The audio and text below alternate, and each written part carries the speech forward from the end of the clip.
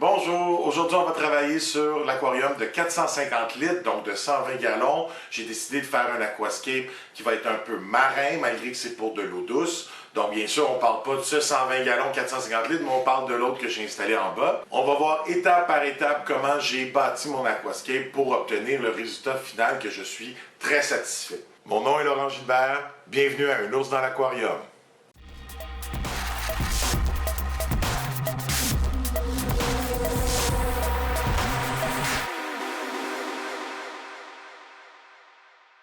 Si vous voulez suivre mes aventures en aquariophilie, si vous voulez recevoir plein d'informations vulgarisées pour vous expliquer comment performer en aquariophilie, et si vous voulez avoir le suivi de mes aquascapes ainsi que la communauté de poissons qui va y vivre, ne vous gênez pas de vous abonner.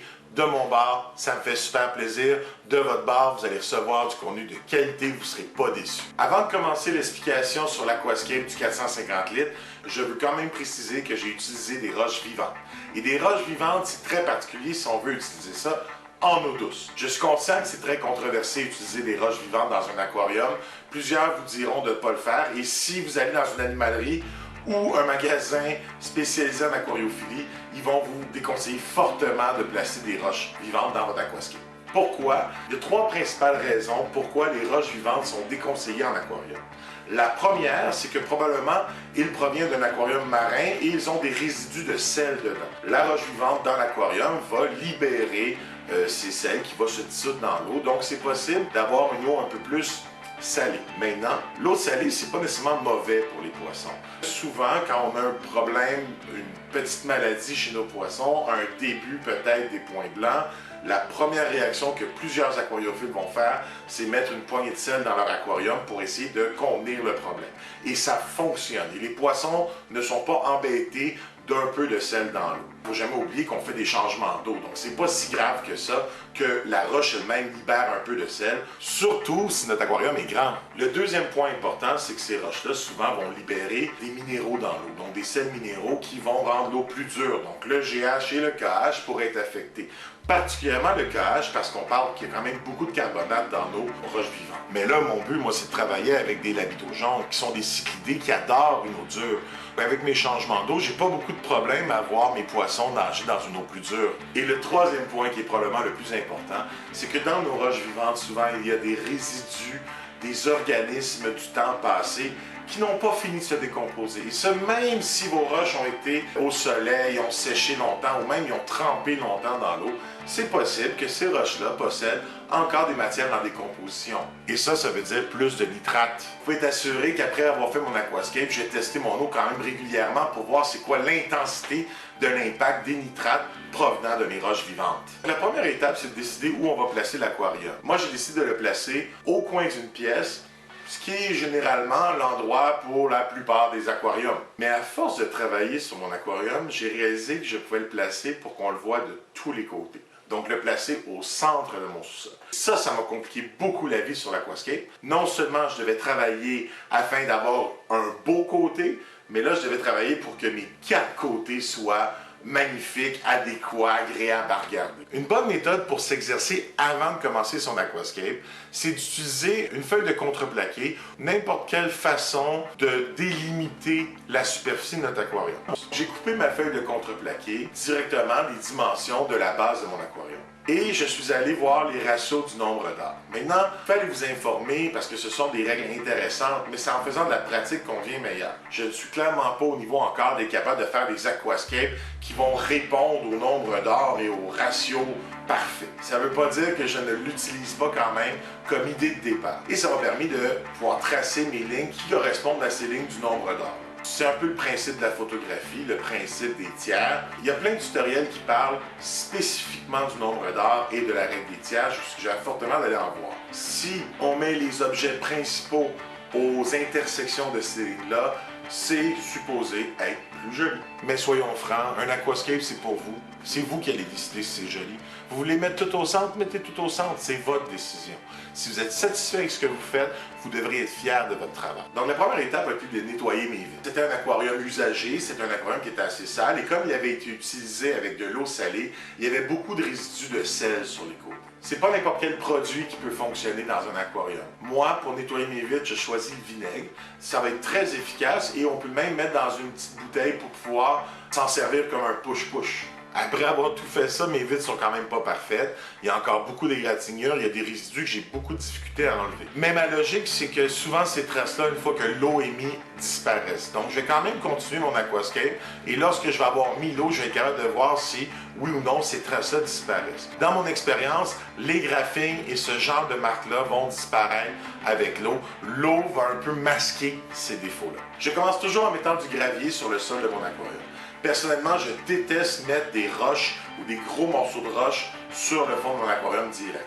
Donc, je mets toujours un tapis de gravier. Dans ce cas-ci, j'ai choisi des graviers très petits, blancs et gris, pour deux raisons. La couleur, bien entendu. Moi, je vais vouloir avoir du sable blanc qui va entourer mon aquascape. Mais la deuxième raison, ces pierres-là ne doivent pas être trop grosses, ni trop contondantes, pour que les poissons ne se blessent pas si jamais ils décident d'aller jouer avec. Les cyclidés ont tendance d'aller jouer à mettre des morceaux de roche dans leur bouche. Même si je m'étais exercé à faire un aquascape quelques jours plus tôt, comme j'ai décidé de changer l'aquarium de place, rien ne va plus. Tout a dû changer. J'ai refait mon aquascape directement dans l'aquarium malgré mes recommandations de toujours s'exercer avant. Et là, j'ai commencé à placer des pierres.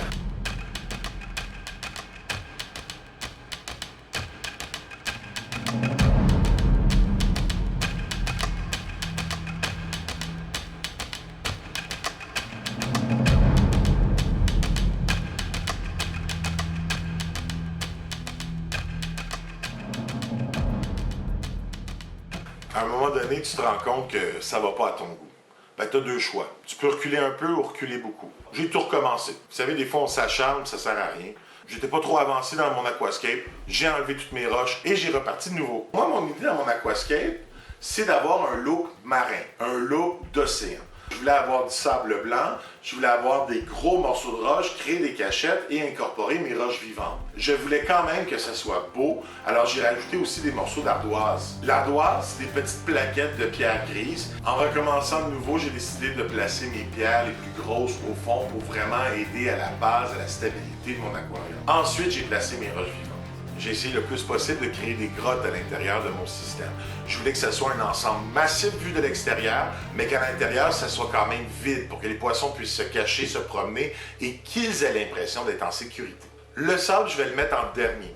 Avant de le mettre, je vais m'assurer que l'aquascape est parfait. Certains morceaux sont peut-être moins stables que d'autres. Je vais devoir les coller. Il y a plein de produits pour coller des roches. Une des options les plus faciles, c'est la colle chaude. Maintenant, la colle chaude, c'est pas super solide. Mon aquascape devait être solide à la base et la colle chaude sert simplement à solidifier un peu les jonctions. Généralement, avec la roche vivante, lorsqu'on les emboîte les unes sur les autres, c'est presque parfait. Il pourrait y avoir des endroits où on voit la délimitation des deux roches. C'est pour ça que je vais coller quelques petits morceaux de roche vivante sur ces jonctions-là. Ça va me permettre de cacher le tout. Ça va donner un fini un peu plus uni. Quand on est satisfait, on met le sable. Puis là, vous voyez, le sable, je prends mon temps de bien le verser doucement. Je ne prends pas mon sac tout beau pour le verser. Je ne le verse pas rapidement. Pourquoi? Parce que, contrairement à tous mes autres produits, ce sable-là, je ne l'ai pas lavé avant. Les autres roches, tout était bien nettoyé avant, mais ce sable-là, je l'ai pris sec. Je trouve que quand il est sec, on peut le manipuler un peu mieux. Donc, quand je le verse, je fais attention. Je m'assure qu'il n'y a aucun nuage de poussière qui s'élève. Une fois que tous les éléments sont placés, j'ai mis du sable sur mes roches, mais vous allez voir qu'il va partir. Je vais utiliser un séchoir à cheveux pour enlever le sable supplémentaire et s'assurer qu'il est bien nivelé à travers mon aquarium. Si vous voulez un peu nettoyer les bords de l'aquarium, un des bons trucs, c'est d'utiliser une spatule.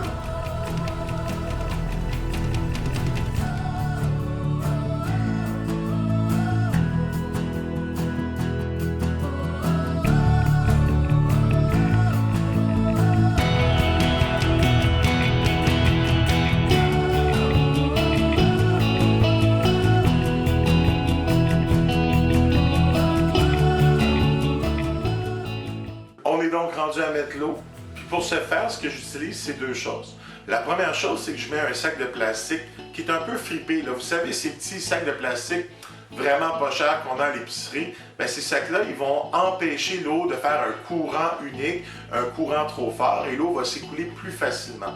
Ça permet de faire écouler l'eau plus rapidement, tout en ayant un bon résultat sur la qualité de l'eau et la limpidité à la fin. Personnellement, ma sortie d'eau se fait à l'aide de tubes de plastique où j'ai ajouté un coude de 90 degrés à la fin. En utilisant ce tube-là, je m'évite un peu les problèmes.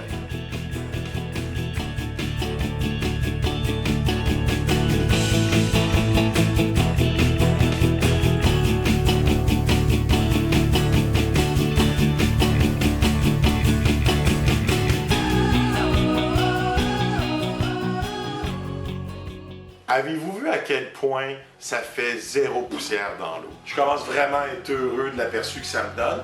Puis je remarque même que tous les défauts qui étaient sur ma vitre commencent à disparaître. Je mets pas les poissons tout de suite, mon aquarium n'est pas du tout cyclé. Pour m'aider à cycler mon aquarium en bas, puis pour rendre ça plus rapide que le cycle soit établi, quand je vais faire un changement d'eau sur cet aquarium-là, je vais prendre cette eau-là pour la placer dans mon aquarium en bas. Ça va rajouter des nitrates, ça va même rajouter un peu de bactéries qui, tranquillement, pas vite, vont continuer à s'établir. Je vais même laisser tomber un peu de nourriture dans l'aquarium pour faciliter la décomposition de certains éléments et donc favoriser la prolifération de bactéries. Vous devez comprendre que les bactéries doivent tout d'abord consommer l'ammonium, l'ammoniac, et ensuite une autre colonie de bactéries doit aller travailler pour transformer les nitrites en nitrates. Donc ces équipes de bactéries-là doivent proliférer, s'établir avant que mon aquarium soit parfait. L'aquarium que j'ai bâti est conçu pour des labidos jaunes, donc ça vient du lac Malawi. Ça, c'est un lac qui est très rocheux et les labidos adorent les roches. Les roches vivantes vont servir de grottes et de cachettes.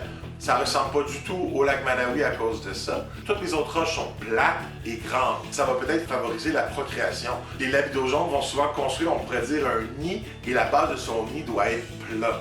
Donc ça va les aider à se procréer. Le secret dans un aquascape, c'est créer cet effet de distance. Puis une des façons de faire ça, c'est d'utiliser les reflets dans nos vitres. Donc regardez à quel point que les reflets de cet aquascape-là fonctionnent bien. Sous le bon angle, on a un reflet magnifique, que ce soit à gauche, à droite ou même en haut.